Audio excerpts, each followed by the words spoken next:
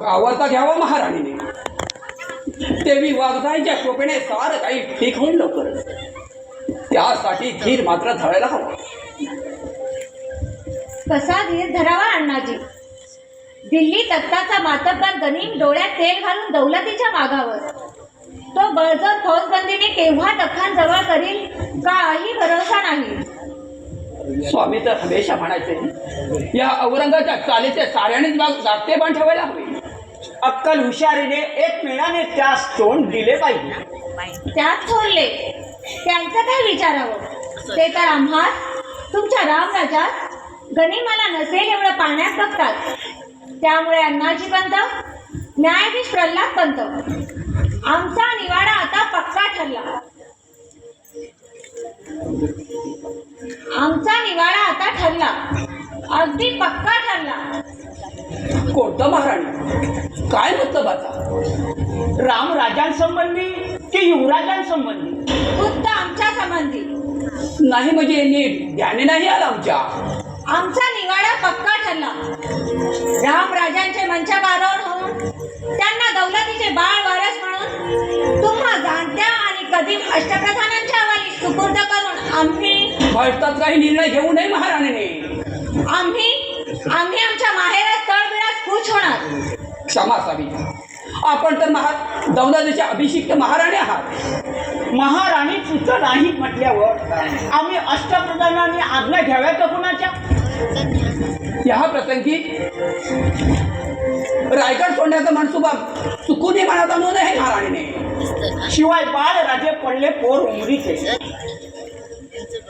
स्वामींचा काळ होताच घाई गडबडीने रामराजांना राजसिंहासनावर बसविणे गैर वाटत नाही का? म्हणजे नेमकं काय म्हणायचंय तुम्हाला न्यायाधीश? राजघराण्याचा पूर्वापार चालत आलेला एक रिवाज न्यायाधीशांना माहीत नाही असं म्हणावं तरी कसं? क्षमा असावी, पण आम्ही नाही समजलो.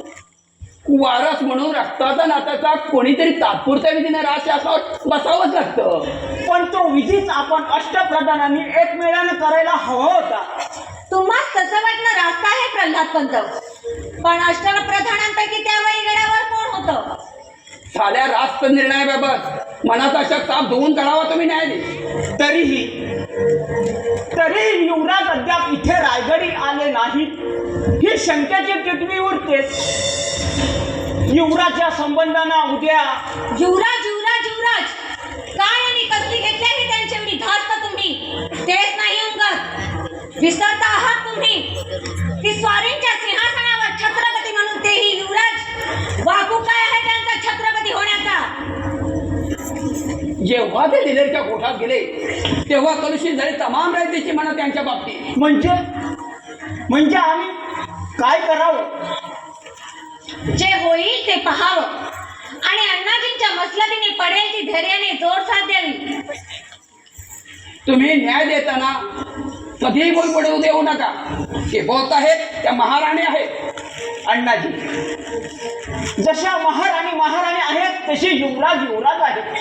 औरस आणि अभिषिक्त मराठी दौलतीचे अभिषिक्त वारस आम्हीच काय, पण कुणीही झालं तरी हे विसरणार नाही. मग तुम्ही सांगा ना न्यायाधीश, कोणत्या कुलाचार पाळला आजवर तुमच्या या अभिषिक्त युवराजाने? अण्णाजींच्या वाड्यावर माहेरपणासाठी आलेल्या सुवासिनीला, गोदावरीला हस्तकांकवी लिंगाण्याच्या गळ्यावरून लोटून देण्याचा, पुरावा समोर नष्ट करण्याचा? आमच्या जागी क्षणभर तुम्ही आहात असे माना आणि सांगा नाही ते. क्षमा असावी महाराज, तुम्ही नीट समजून घ्यावा. अण्णाजी, गोदावरीच्या खटल्यात युवराज दोषी आहे असं आजही आम्हाला वाटत नाही. कैलासवासी स्वामी हयात असताना एका स्त्रीला कड्यावरून लोटून देण्याची शामत युवराजच काय कुणाचीही झाली नसती.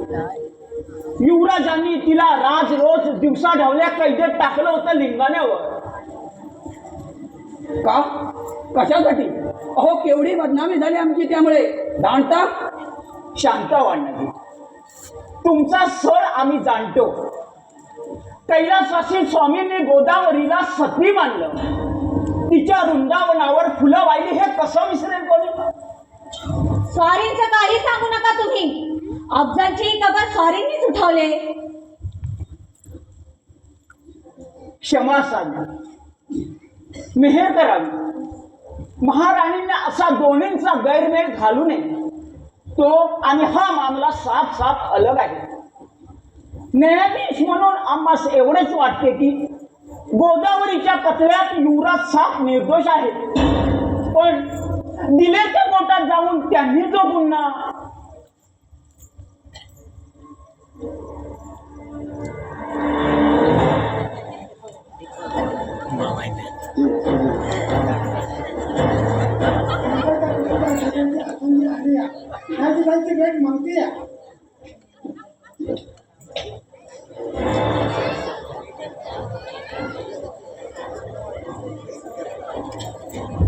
येतो आम्ही. पण महाराणींना एक विनंती आहे. बोला.